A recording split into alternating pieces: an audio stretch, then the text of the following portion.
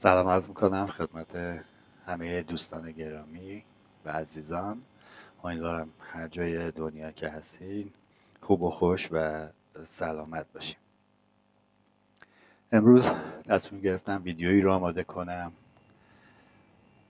از شبیه ساز اکسپلین 12 و پروازی رو از جزیره زیبای کیش به مقصد فرودگاه بین‌المللی دبی با هواپیمای ایرباس A300 سری 600 که همکنون در چند شرکت هواپیمایی ایران مشغول فعالیت هستند، مثل ایران ایر تور، ایران ایر، قشم و چند شرکت دیگه براتون شبیه سازی کنم.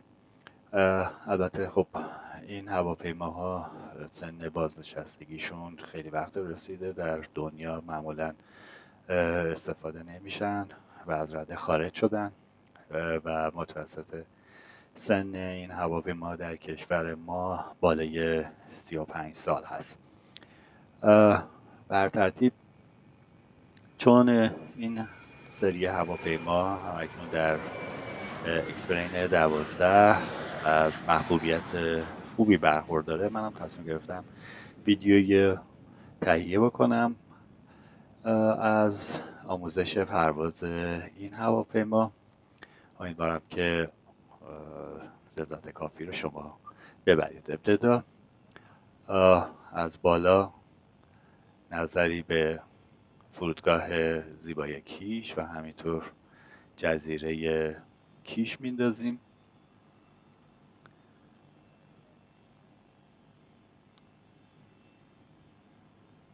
و پس از اون پروازمون رو میریم که شروع بکنیم. خب به داخل کاکپیت میریم. برنامه پروازی که امروز برای ما واحد زمینی در نظر گرفته رو نگاه میکنیم.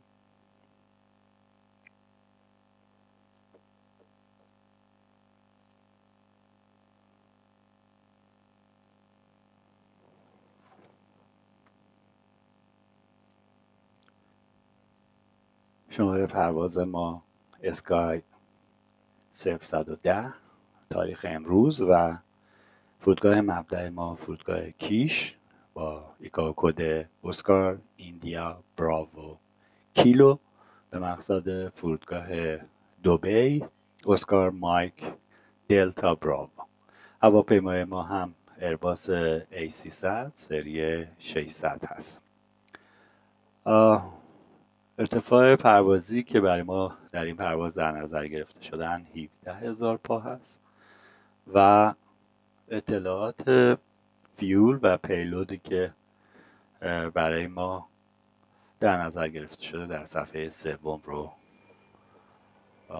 میاریم. به تبلت هواپیما مراجعه میکنیم، به بخش گراند سرویس میریم و گراند سرویسمون رو درخواست میکنیم. اکسترنال پاور، چاک، ایر استارت یونیت و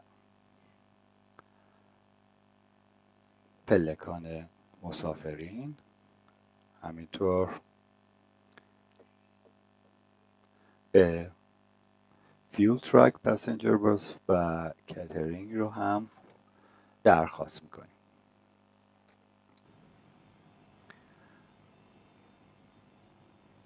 همونطور که ملاحظه میکنیم، نسخه میکنم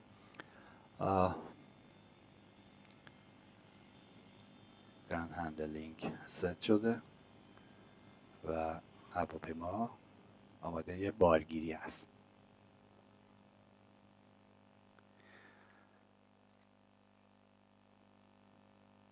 خب طبق اطلاعات واحد زمینی ما به بخش لودشیت میریم. زیرو فول ویتی که برای ما در نظر گرفته شده 115.3 تن و فیول ما 9800 تن 9.8 تن 9800 کیلو و لود پیلود و فیول رو روش کلیک میکنیم. اینجا سی جی که به ما میده 28.5 هست. سی جی که برای ما در نظر گرفته شده 28.5. میتونیم این رو مقدارش رو زیاد و کم بکنیم. طبیعتاً اگر مقدارش رو کم بکنیم سنگینی هواپیما به قسمت جلو منتقل میشه که در موقع فرود ممکنه دماغه خیلی زود پایین بیاد و اگر به سمت عقب بریم فرود نرمتری رو خواهیم داشت. من زیرو فول ویت رو میبرم تا 29 و دوباره لود پیلود رو کلیک میکنم روش که زیرو فول سی جی ما عدد 29 تنظیم بشه. خیلی خوب. اکسترنال پاور وصل هست. به قسمت پنل بالایی میریم. ابتدا باتری 1 2 and 3 on. اکسترنال پاور اوییبل هست و روش کلیک میکنیم که آن بشه. میریم به بخش بالایی تا سلکتورهای IRS رو ببریم روی ناو. 1 2 و 3.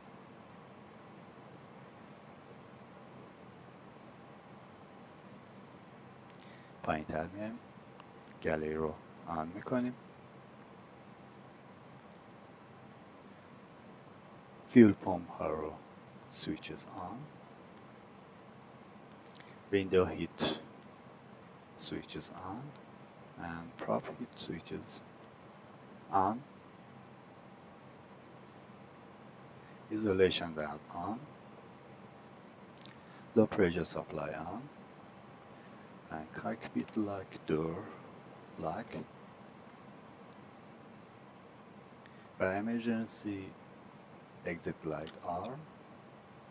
میریم برای روشن کردن چراغ هامون. strobe light on. become light on. Ladies and gentlemen, we welcome you on لبن board. As you're coming on logo board, light please on. stow your carry-on items in the other compartment under the seat in front و of you. APU Smaller, رو lightweight items may روشن be placed in میکنیم. the seat back pocket as long as they do مستر not block سویچ the آن path to و the aisle. استارت If you need APU any assistance, please let و us know. منتظر میمونیم If you که are seated at a backup اوییبل seat, بشه it is a seat و decision بعدش directly in front of you. APU All بلید carry-on رو items must آن be خواهیم stowed in the کرد. other compartment for taxi, takeoff, and landing. Thus can be stowed on the floor, behind your feet, between the cabin dividers, or on your lap. Those items must be stowed before we تکسچر can خیلی close the aircraft زیبایی door. Thank you for being a 997 در این Agent هواپیما customer. کار We شده. will be on our way shortly.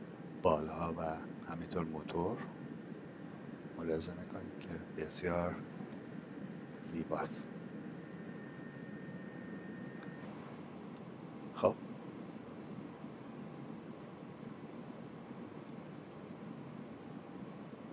APU اوییبل شد. بلید ایرش رو روشن میکنیم. بلید ایر APU آن و به بخش پایین میایم. روی پنل نورها رو افزایش میدیم برای قسمت خلبان و برای قسمت کمک خلبان.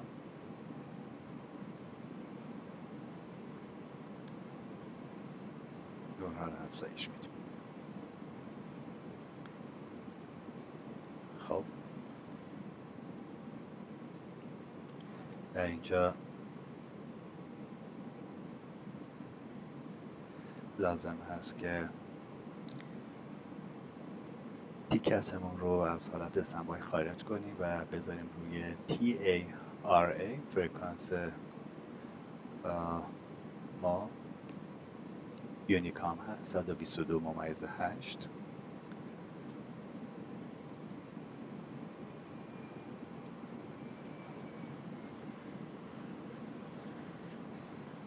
خیلی خوب، فوت بریک رو آرم بکنیم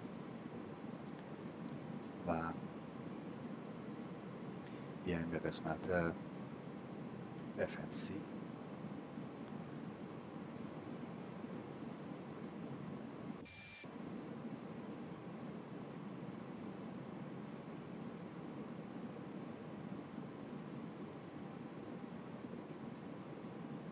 و اطلاعات پرواز رو وارد بکنیم. به بخش اینیت میریم. فرودگاه مبدأ ما فرودگاه کیش، اسکار ایندیا براوو کیلو به اسکار مایک دلتا براوو. خب من چون روت پرواز رو دانلود کردم در سایت سیمبریف، اینجا اتوماتیک روت پرواز رو میاره و کافیه که اینسرت بکنم. این به چه صورت هست؟ این به این صورت که شما وقتی که وارد سایت سیمبریف شدین، کافیه که در بخش دانلود برین به قسمت اکسپلین 11 و 12 و دانلود رو انجام بدید. جایی که باید این دانلود انجام بشه در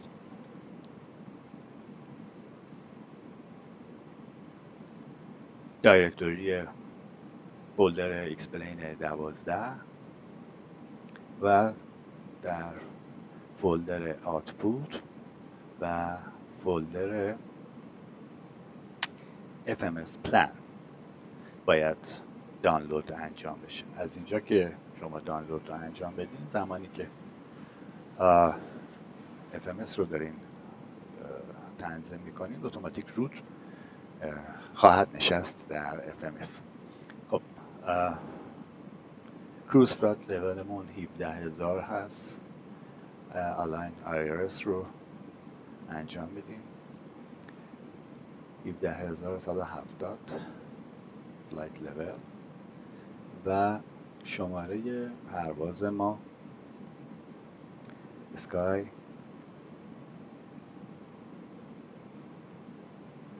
(0110). به صفحه دوم میریم. خب بلک فول ما مقدار فیول ما 9.8 تن وارد میکنیم. زیرو فول ویتمون 115.3 تن و سی جی که به ما داد 29. عدد 29 رو وارد میکنیم. بسیار عالی. خب فلایت پلن ما درست شد. برای بخش تیک آف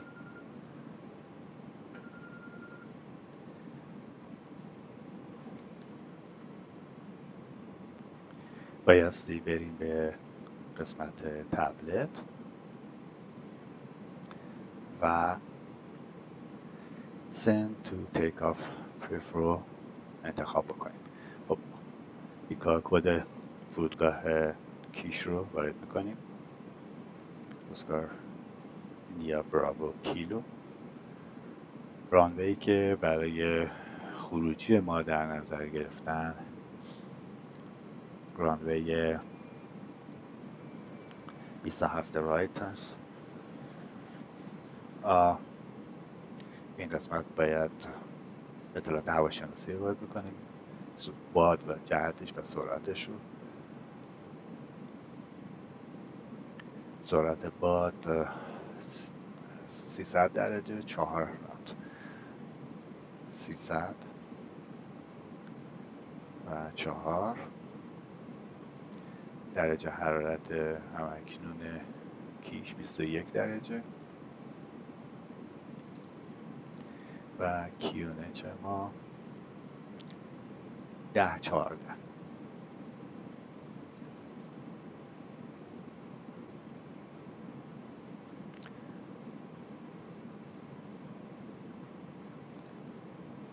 در حالت توگا یا میتونیم فلکس پرواز بکنیم که من میذارم رو همون فلکس باشه.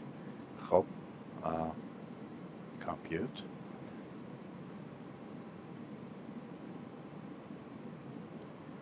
سرعت ها رو به ما داد 148 144 151. خب اینا رو میگیم که send to FMS و میبینیم که وارد شد به FMS ما. بسیار عالی.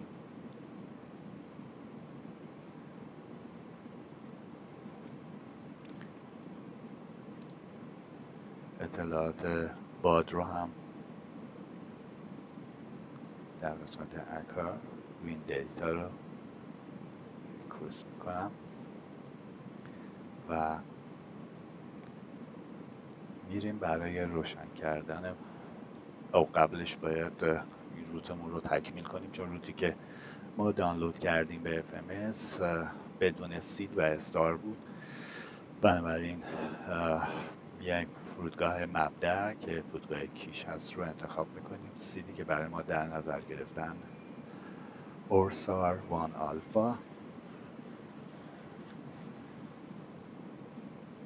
اورسار 1 آلفا و رانوی 27 راست اینسرت و همینطور فرودگاه دوبی. استار ما هست بوتپ 3 چارلی، بوتپ 3 چارلی و رانوی سی لفت ILS سی لفت. ترانزیشنمون رو ببینیم که روی نقشه بله آلدوت ترانزیشنمون هم آلدوت هست. اینسرت میکنیم، فلایت پلن رو نگاه میکنیم ببینیم قطعی چیزی نداشته باشه اوکی هست. خیلی خوب، حالا میتونیم بریم برای روشن کردن موتورها. اگنیشن رو میبریم به قسمت A و استارت 1. موتور شماره 1 رو روشن میکنیم و زمانی که دور اندو ما به عدد 20 رسید فیول رو اضافه میکنیم. قبل از اون گراند هندلینگمون رو باید مرخص بکنیم.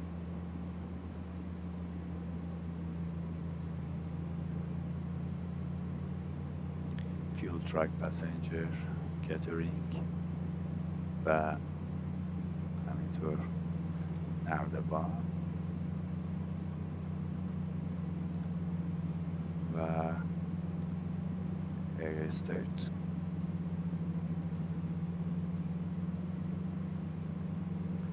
اکسترنال پاور رو من باید آف کنم که از اینجا بتونیم خاموشش کنیم. همینطور چاک رو برمیدارم و دستی هواپیما رو آن میکنم. خب به 20 رسید، فیول رو اضافه میکنیم.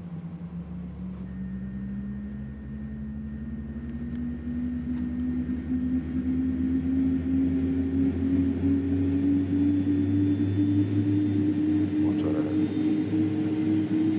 شماره 1 روشن شد. میریم برای استارت موتور شماره 2.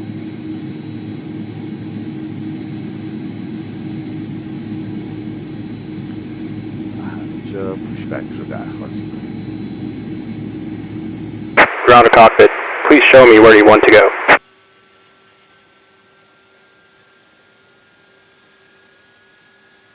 Ground to cockpit. Tow is driving up.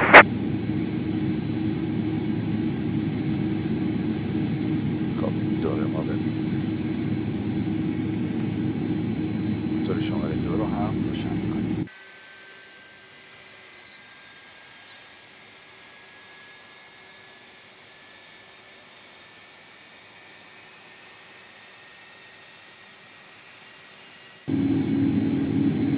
صبر میکنیم که موتورها دور خودشون رو بگیرن و بعد APU رو خاموش میکنیم. خب ارتفاع پروازی که بر ما در نظر گرفته شده بودیم 10,000 بار رو تنظیم میکنیم. سرعت رو میبریم روی 160. Okay, all doors and hatches are closed. Ready to connect. فلگ دایرکتور رو آن میکنیم. اینجا نگاهی به چارت دو بیل میندازیم. رانوی CLFT بعد DH رو میبینیم که 50 هست. 50 فوت DH رو تنظیم میکنیم به 50 برای خلبان و برای کمک خلبان. خب QNH هم Tow connected and bypass pin inserted. Release parking brake. 10-14 QNH رو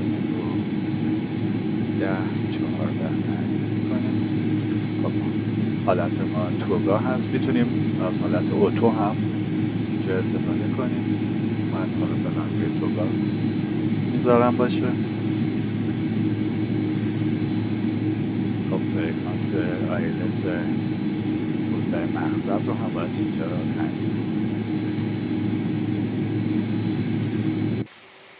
خب بس شد. ریلیز پارکینگ بریک رو انجام بدیم تا عملیات پوشبک ما آغاز شد. Starting pushback.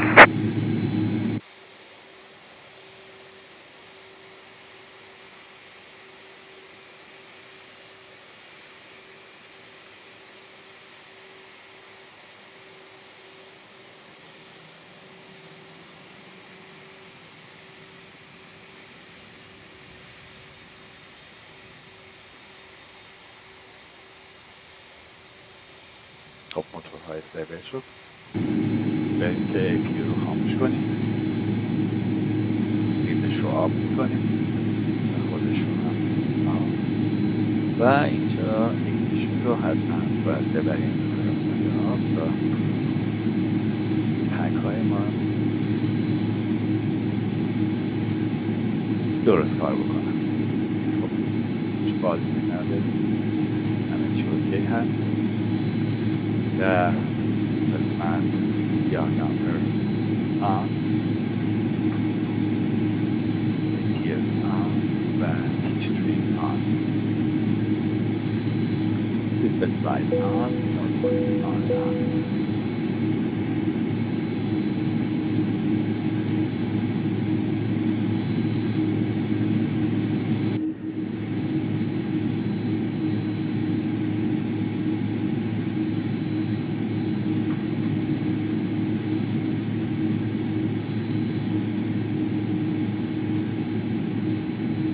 خب ما باید از تکسیبه آلفا تا انتها بریم تا به ابتدای رانوی 27 راست برسیم. Operation complete. Set parking brake. Parking brake set. Disconnecting tow. Stand by.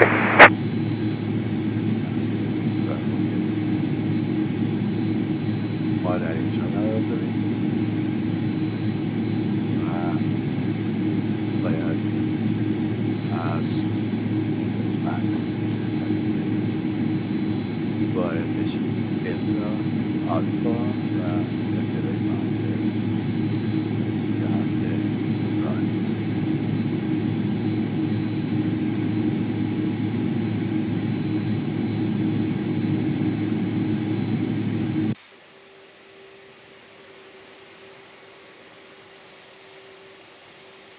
خب حالا میتونیم چراغ‌های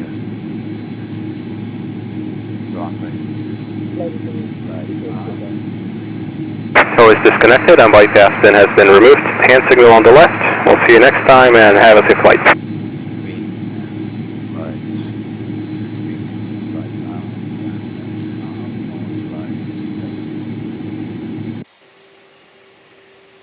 فلپ رو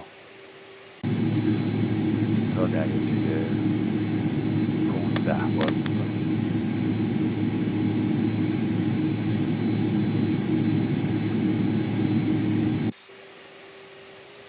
خب هند سیگنال هم از سمت راست سمت چپ داده شد. بنابراین ریلیز پارکینگ بریک و تاکسی خودمون رو شروع میکنیم.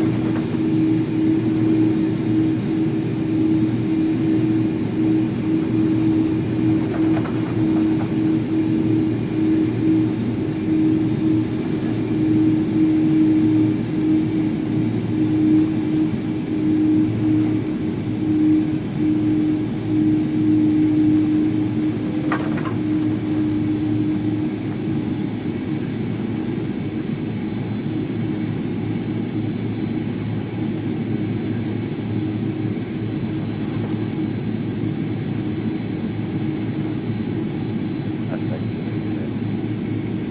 آلفا تا اولد شورت رانوی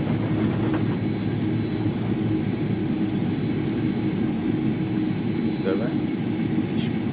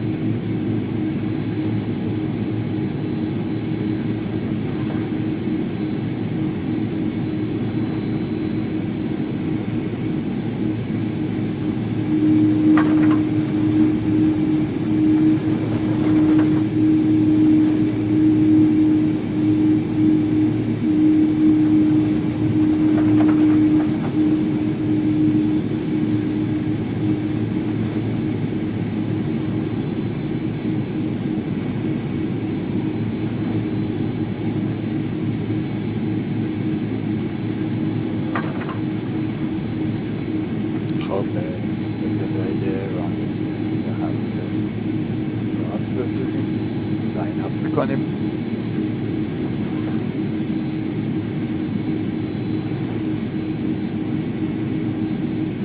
و تراتل رو میبریم به حالت لیس.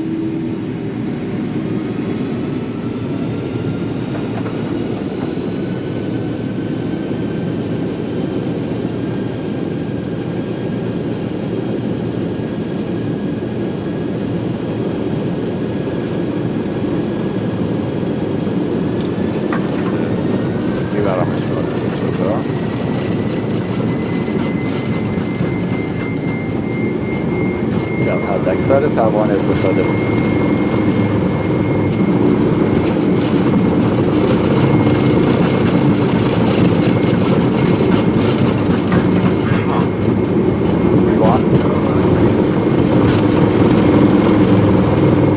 Rotate.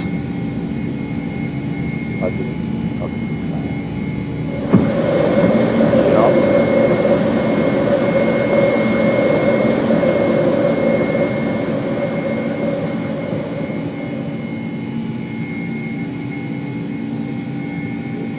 و جزیره زیبای کیش رو ترکیب کنیم. خب go to throttle, profile, navigation,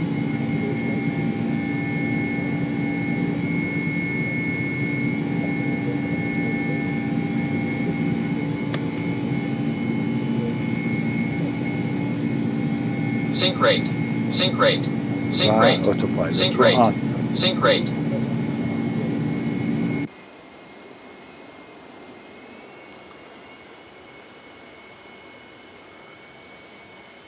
و جزیره زیبای کیش رو از بالا نگاه میکنیم.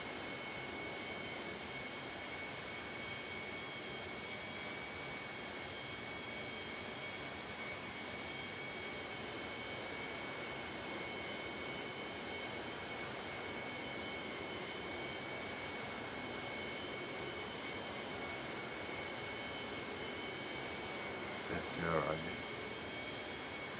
و بسیار زیبا.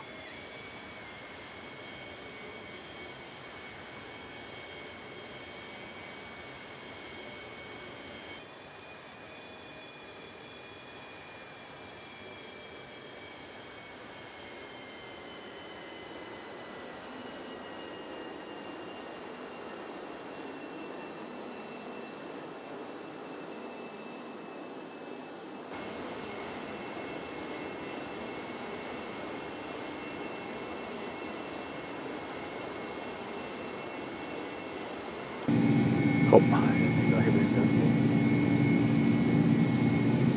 وضعیت در چه حاله؟ خیلی خوب، از حالت توگا میریم به حالت کلایم،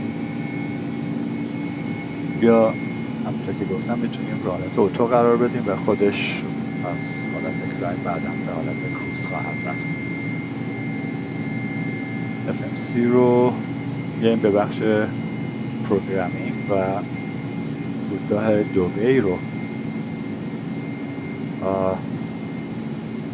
وارد میکنیم. یه پیغامی داده بود که ما کاسندکس رو وارد نکردیم. به بخش اینیت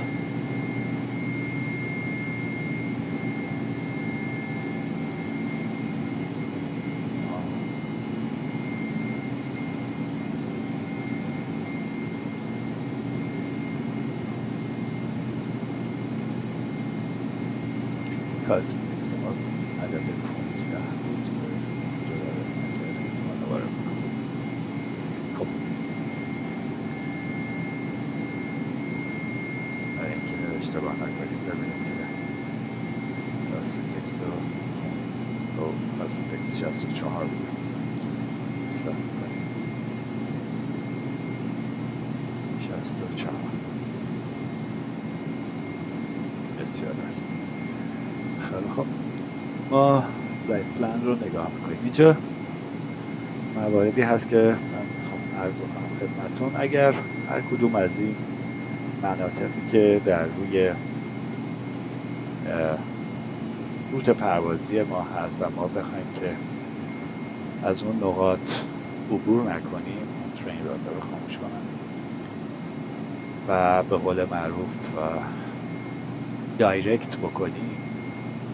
فرض بفرمایید که ما الان نمیخوایم به قسمت این روتمون که تاتلا هست عبور کنیم و میخوایم مستقیم دایرکت بریم به ووته.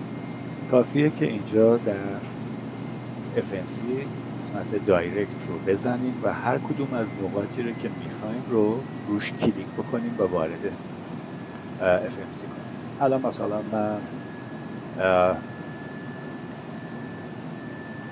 به اموتا رو انتخاب میکنم و اینسرت میکنم. شما میبینید که مستقیم الان داره دور میزنه میره به سمت اموتا و بدین ترتیب شما میتونید نقاط که بین اون مسیری که دارید، فرض بفرمایید الان بوتپ هست، میخواین که مستقیم به بوتپ بریم و دیگه یه گردش به چپ و یا راست نکنید، مستقیما روتتون رو کوتاه‌تر بکنید. کافیه که به بخش دایرکت بیاین و اون نقطه رو که بوتپ باشه مثلا انتخاب میکنید، اینسرت میکنید و میبینید که دیگه مستقیم روت ما تبدیل شد به نقطه‌ای که انتخاب کردیم، بوتپ.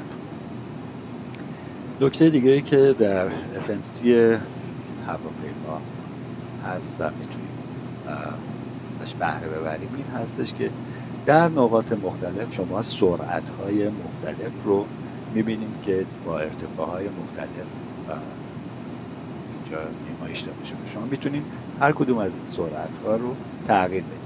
مثلا در ستپو ما سرعت رو اینجا 183 می‌بینیم. میتونیم الان این رو تغییر بدیم و بکنیمش مثلا 175. خب این 175 ست شد برای نقطه ست. برای این سرعت حتی میتونید بگید که از کدوم نقطه اینجا at or above 2000 تا مثلا این سرعت رو داشته باشیم و یا دقیقاً در همون نقطه این سرعت رو داشته باشیم و یا در اون نقطه و پایین تر از اون نقطه این رو برای ما ست بکنیم. اینجا کافیه که آلتیمیتری که میخواین رو وارد بکنیم. بسیار خب، ما به تاپ اپ دیسنتمون داریم نزدیک میشیم. خب اولین نقطه ما بوتپ هست که 15700. بنابراین میایم به FMC 15700 رو تنظیم میکنیم. خب ما دو حالت اینجا برامون هست برای نزول. یکی این که ببینین در بخش FMC اینجا immediately descent هست. اگر این رو من بزنم از همین الان دیسنت آغاز میشه و ما دیسنت نرمتری با شیب ملایمتری خواهیم داشت. نه، میتونیم این کار رو نکنیم و برسیم به نقطه تاپ آف دیسنت و روی دکمه پروفایل فشار بدیم و دیسنت ما از اون نقطه آغاز میشه که طبیعتا با شیب بیشتری خواهد بود. این بستگی به سلیقه خلبان و اجازه از ATC داره. اگر آنلاین پرواز میکنید باید از ATC اجازه نزول رو بگیرید قبل از نقطه‌ای که براتون تاپ آف دیسنت انتخاب شده.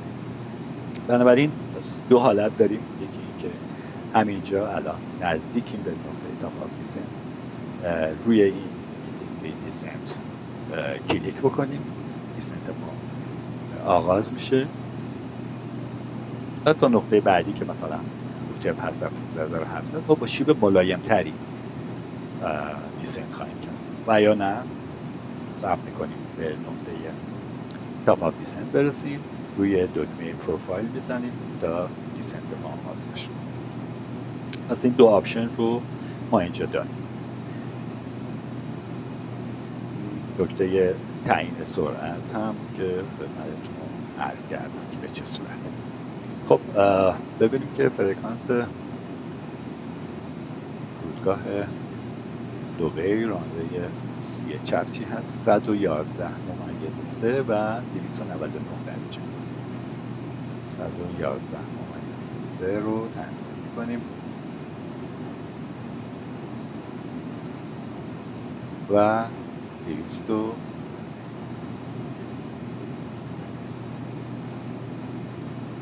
چند درجه بود؟ 299 درجه. الان ILS ما فرکانسش و جهتش تنظیم شد. خیلی خوب، بیرون رو سر بزنیم. چه خبره؟ روی خلیج همیشه فارس هستیم و فکر کنم اینجا جزیره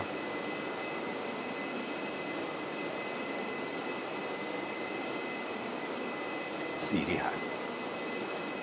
از کنار جزیره سیری پرواز میکنیم.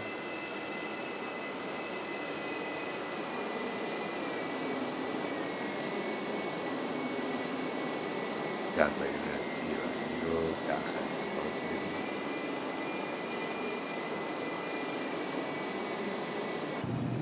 بسیار عالی. خب بعد از روته که 15700 هست، ما باید به ارتفاع 3740 التیتود هست، 3190 و مودوس 2000. من ارتفاع رو میبرم روی 3740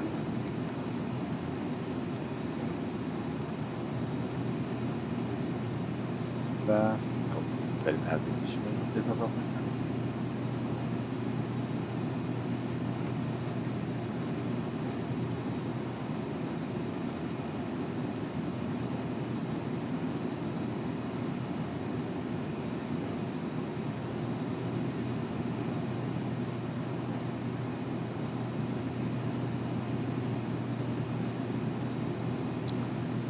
من چون پرواز من کوتاه هست چراغ‌ها رو خاموش نکردم و گذاشتم که روشن بمونن، لندینگ لایت و گرین لایت رو. ولی در پروازهای طولانی بعد از تیک آف گرین لایت، لندینگ لایت رو باید آف کنیم.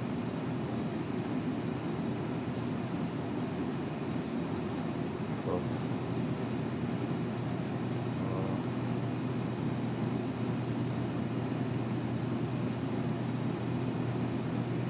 کیونچمون هم به حالت استاندارد هست. ببینیم که ترانزیشن از به فرودگاه دبی چقدره.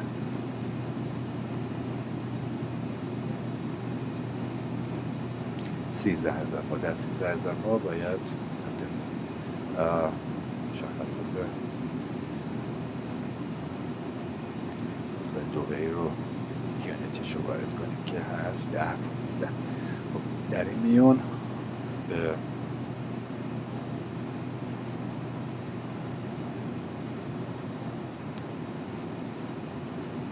دیسنت رسیدیم. به پروفایل کلیک کنیم تا دیسنت ما آغاز بشه. خب میبینین اینجا که من یه اتوماتیک گذاشتم، اتوماتیک رفته رو حالت کروز. خب اطلاعات فرودمون رو وارد بکنیم. لندینگ درس. خب ویند در دبی 20 درجه 4 نتیجه 120 و 4 نتیجه دما 25 درجه. کیونچ 10-15.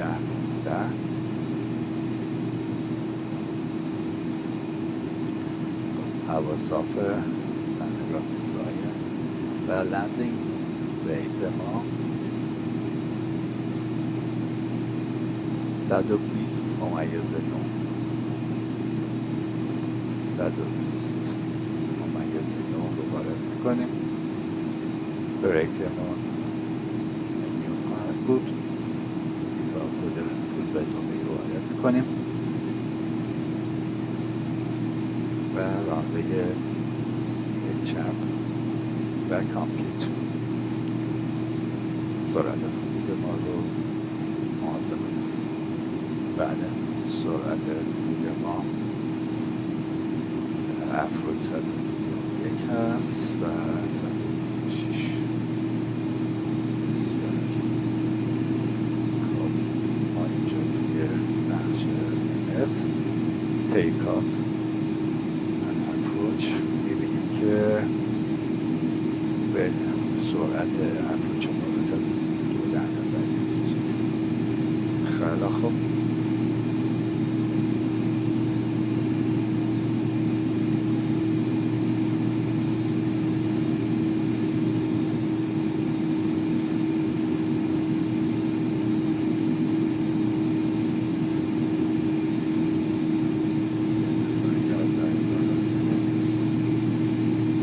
سرعت رو داره کاهش میده، همینطور ارتفاع رو.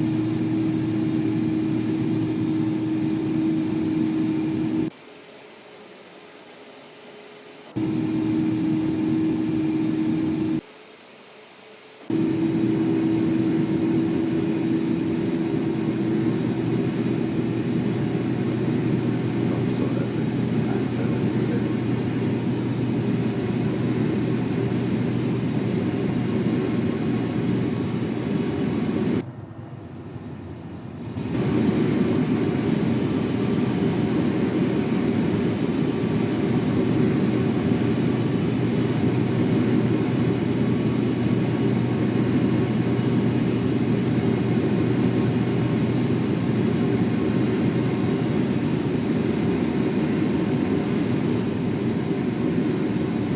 طبق روت ما باید از روی فرودگاه عبور کنیم، دور بزنیم و برگردیم در رانوی سی چپ بشیم.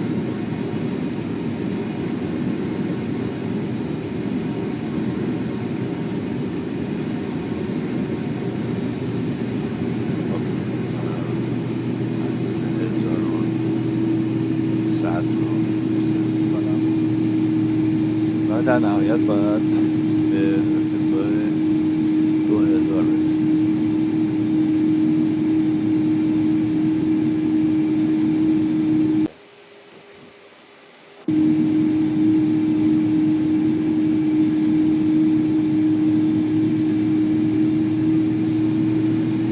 ارتفاع به 82 رسید. دنده یک رو باز میکنیم.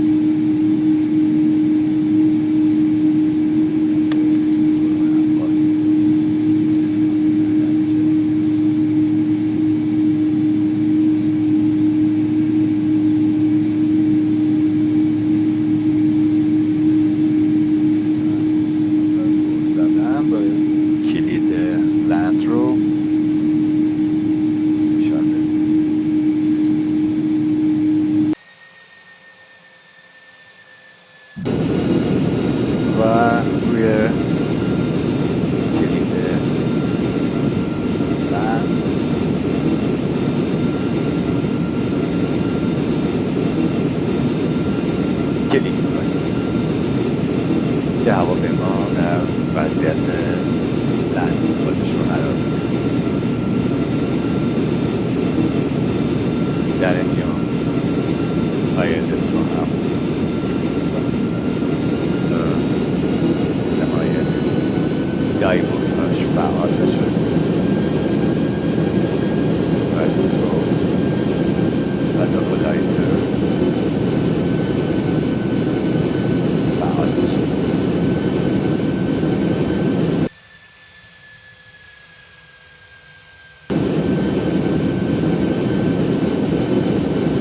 هواپیما خودش رو تنظیم میکنه و جهت رانوی CLF اونطور که ملاحظه میکنید گردش میکنه تا این دایموند ILS در اینجا قرار میگیره.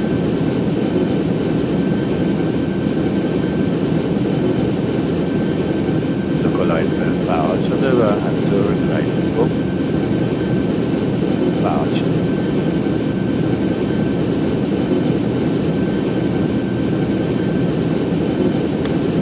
لب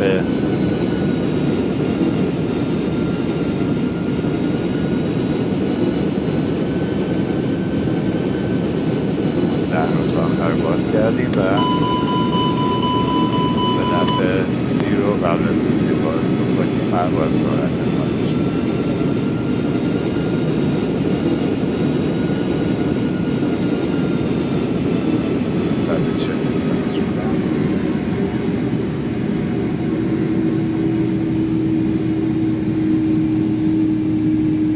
سرعتی که برای ما در نظر گرفته شده در اپروچ 132.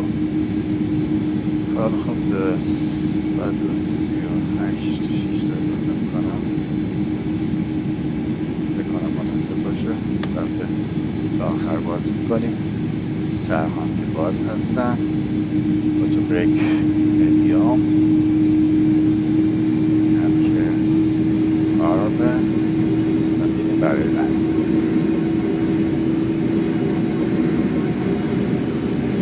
همه چی آماده است برای یک فرود مناسب. از اون پایلوت خارج میکنم و هواپیما رو کنترلش رو در دست میگیرم.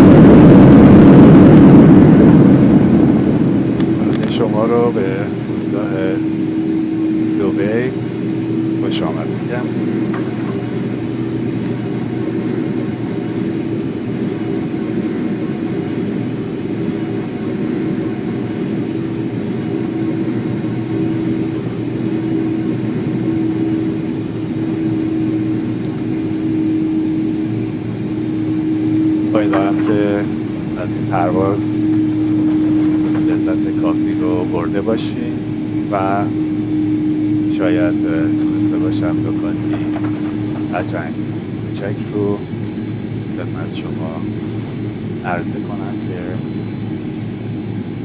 اگر سیمر هستین در پروازهاتون اونها رو به کار ببرین و اگر هر وقت سوالی یا پیشنهادی داشتید میتونید برای من کامنت بذارین و من در اونجا حتما برای شما پاسخ رو خواهم داد. روز و روزگاران بر شما خوش باد. تا ویدیوی بعدی من شما رو به خدای مهربان می‌سپارم. خدا یار و نگهدار شما.